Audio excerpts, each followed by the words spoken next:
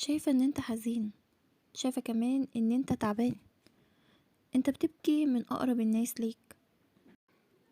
ده غير كمان ان انت ضحيت علشان خاطر بعض الاشخاص، وعملت كمان حاجات كتيرة قوي لبعض الناس اللي في حياتك. لكن الناس دي ما تمرش فيهم اي خير واي معروف انت عملته معاهم. شايفة كمان ان انت عندك قرارات. القرارات دي هتكون قرارات مصيرية، لكن انت محتار فيها. انت مش عارف ان انت تاخد القرار الصح. عندك كمان ابواب جديدة بتتفتح ليك. لازم ان انت تستعد، لكن لازم كمان ان انت تبقى مفتح عينك، واخد بالك من اللي بيحصل حواليك. لازم كمان تكون واعي لكل شيء. عايزة اقولك قبل ما تاخد اي قرار، لازم ان انت تكون حكيم. لازم كمان يكون عندك ثبات انفعالي. بلاش ان انت تتسرع. بلاش ان انت تتهور كده وتاخد القرار وتنفذه على طول. لازم ان انت تفكر صح، علشان القرار اللي هتاخده ده هيكون قرار مصيري، علشان ما ترجعش تندم بعد كده. انت عندك عقبتين في حياتك. اول عقبة منهم المكان اللي انت فيه. انت مش مرتاح في مكانك، مخنوق، تعبان، حاسس كتير ان انت نفسيتك تعبانة، حتى من الناس اللي حواليك. الناس اللي حواليك مكرهينك في كل شيء، مكرهينك حتى في مكانك. اما بقى تاني عقبة، شغلك. بتحس كتير ان انت امورك مش بتمشي زي ما انت ما عايزها تمشي. بتحس كتير كمان بوقف حال، وانت مش عارف ان انت تعمل ايه. فالحاجتين دول انت عايز تغير حاجة فيهم. انت عايز تغير مثلا منزل جديد، يكون عندك انتقال من منزل لمنزل اخر، او من عمل لعمل تاني خالص. انت عندك طاقة التغيير. انت عندك عايز انك تغير مكانك ده بأي طريقة. شايفة كمان ان انت محسود. محسود في كل شيء. محسود كمان على الفرحة اللي انت بتفرحها، لان اكترية الاوقات انت فرحتك ما بتكملش من الحسد اللي انت فيه. انت عندك هنا طاقة سحر كمان، يعني عندك طاقة حسد وعندك طاقة سحر.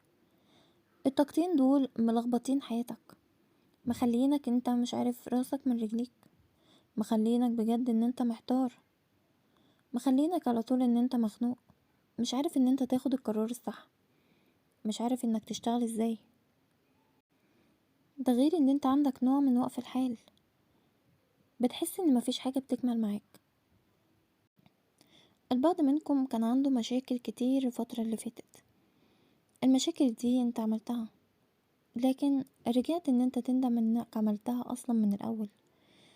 ندمت بجد ان انت بدأت بالمشاكل. بلاش طاقة الندم اللي انت فيها دي. حاول ان انت تخرج من طاقة الندم دي، لان خلاص اللي حصل حصل. الندم ده مش هيرجع اللي حصل. عايزة اقولك خلي عندك طاقة ايجابية. بص لمستقبلك وبص لايه اللي جاي. بلاش انك تفكر في الماضي كتير، لان الماضي ده اخره ان هو يتعبك وبس. شايفة كمان ان طاقة الحسد دي جالبة ليك طاقة سلبية، لان انت عليك عيون كتير جدا. حاول ان انت تحصن نفسك. حصن نفسك من الحسد، حصن نفسك كمان من السحر، لان انت فرحتك ما بتكملش. كل ما يجي باب يتفتح ليك بتلاقيه ان هو اتقفل لوحده. وكنت بتسأل نفسك كتير جدا، هو انا حظي وحش؟ انا عايزة اقولك ان انت مش حظك وحش ولا حاجة، لكن انت عندك طاقة حسد قوية جدا. عليك عيون كتير مراقباك، متابعاك في كل خطوة انت بتخطيها. ده غير كمان السحر. السحر دوت مخليك او مشقلب حياتك. فحاول ان انت تحصن نفسك وتفك طاقة السحر اللي انت فيها دي، علشان تبص بقى لمستقبلك. عايزة اقولك ان الفترة اللي جاية دي ان شاء الله عندك اخبار سارة جميلة جدا. هتسمع خبر هيخليك ان انت تندهش، هيرجع بجد ثقتك لنفسك تاني من جديد. هيكون في عندك مقابلة. ممكن المقابلة دي يكون شخص من الماضي، او شخص قريب منك جدا. شايفة كمان ان في بعض الاشخاص عايزين يرجعوا ليك، اشخاص كانوا قريبين منك لكن بعدوا فجأة، حصل بلوكات ما بينك وما بينهم، لكن انت كنت بتستغرب كتير لإيه البلوك ده، ليه البعد،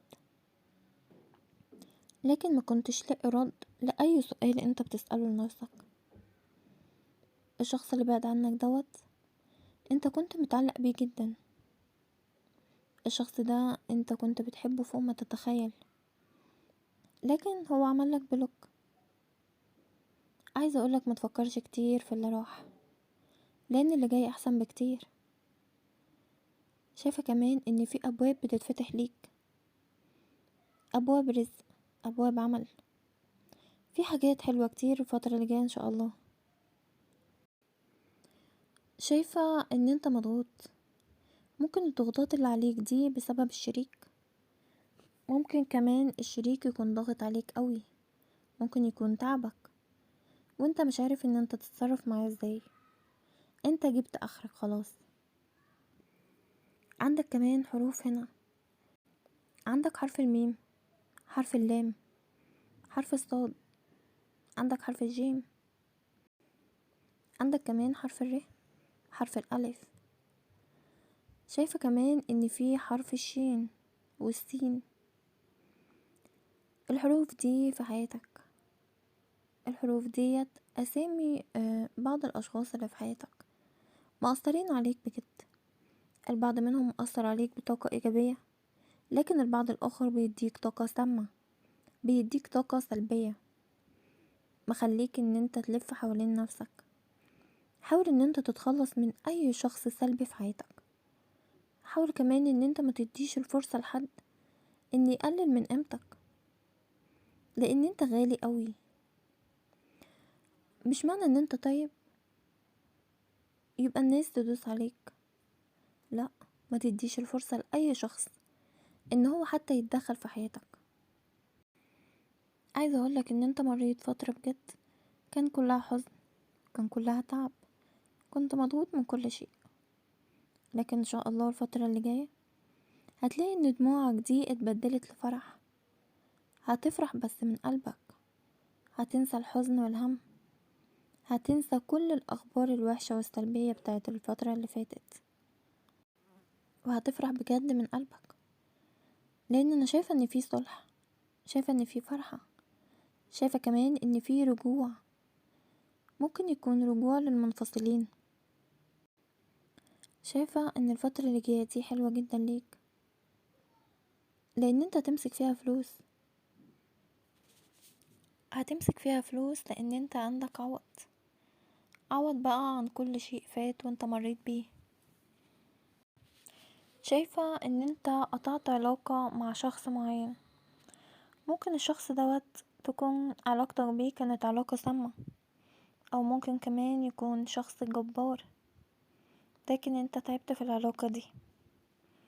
لكن انا شايفة ان في انفصال، انت قطعت علاقتك مع الشخص ده. ممكن كمان يكون الشخص سبب ليك وجع قلب وانت تعرضت للظلم منه، او خلاك ان انت ما تثقش في حد خالص، او كسر قلبك، خلاك بجد ان انت شخص مجروح من جواك.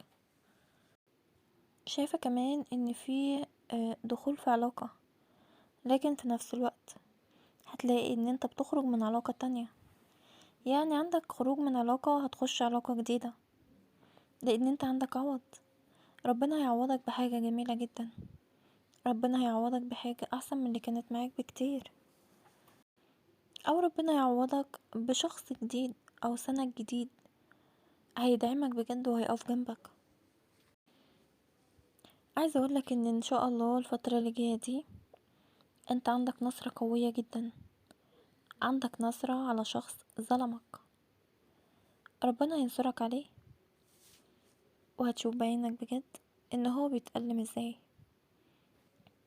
شايفة ان انت حاليا حاسس ان حياتك متلخبطة، حاسس كمان ان دايرة حياتك متلخبطة، مش عارف ان انت تتعامل مع الناس ازاي، مش عارف كمان ان انت تتصرف ازاي. بتحس بجد ان حياتك واقفة. انت عندك اشخاص في حياتك، الاشخاص دول بيراقبوك على كل شيء، بيحسدوك كمان على كل حاجة معاك، بيحسدوك على مالك، على مظهرك، بيحسدوك بجد لان انت احسن منهم بكتير. هما نفسهم يبقوا مكانك، لكن انت سلم امرك لله وتوكل على الله، وارمي الناس دي ورا ظهرك. صدقني ان انت هتنتصر عليهم، لان الفترة اللي جاية دي انت عندك نصرة قوية جدا، هترجعلك حقك وهترجعلك كرامتك بجد، لان انت حقك كان ضايع مع الناس دي، لكن ربنا موجود. شايفة كمان ان انت ندرت على شيء، لكن هتوفي النذر اللي عليك. عندك كمان ابواب هتتفتح ليك. شايفة ان البعض منكم عايز يسافر، عنده سفر، فان شاء الله هتلاقي ان الموضوع ده بيكمل معاك، وهيكمل معاك بطريقة بسرعة جدا. يعني هتوصل ان شاء الله الفترة اللي جاية دي لتحقيق الامنيات، هتوصل لكل شيء انت عايزه، وهيكون عندك كمان شغل جديد، عمل جديد، لان انت هتعرف ان انت تستفاد من الفرص اللي هتجيلك. الفترة اللي جاية دي بتدعمك، هتديك فرص قوية جدا، فحاول ان انت تستغلها.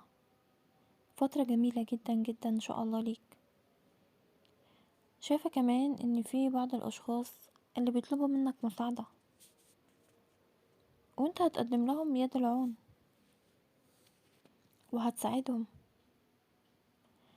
شايفة كمان ان انت هيكون عندك اتساع في الدايرة الاجتماعية، وده هيساندك وهيساعدك في حاجات كتيرة جدا، لان فيما بعد ده هيثبت ذاتك. انت هتعرف كمان ان انت تثبت ذاتك قدام الناس الاخرين.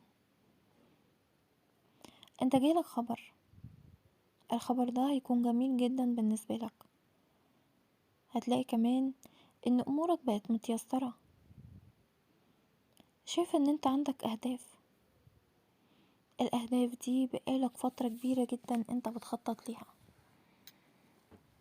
لكن ان شاء الله الفترة اللي جاية دي هتحقق كل هدف انت بتتمناه، وكل امنية انت كان نفسك انها تحصل معاك، لان الفترة اللي جاية دي هتبقى في مصلحتك. شايفة كمان للمنفصلين في رجوع، هيبقى في تصالح، هتبقى حياتك افضل وهتتحسن اوضاعك كمان، سواء كانت اجتماعية او عاطفية او عملية. هتجيلك فرص للارتباط، انت جايلك فرص حلوة كتير، حتى كمان في علاقات الصداقة، ممكن علاقة الصداقة تتحول لحب. المهم ان في قصة ارتباط الفترة اللي جاية دي، القصة دي انت هتاخد فيها قرار، ممكن كمان القرار ده ان انت تحسم فيه امر معين، او فيه اكتمال شيء معين انت منتظره بقالك فترة كبيرة جدا.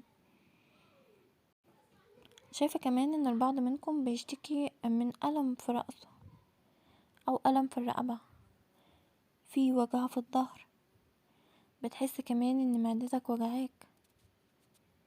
فحاول على قد ما تقدر ان انت تريح نفسك وما تجهدش نفسك في الشغل كتير. خلي بالك من صحتك، وربنا يشفيكم ويعافيكم جميعا. بصراحة حاول ان انت كمان تسيطر على وضعك الصحي. شايفة ان انت عندك تعويض.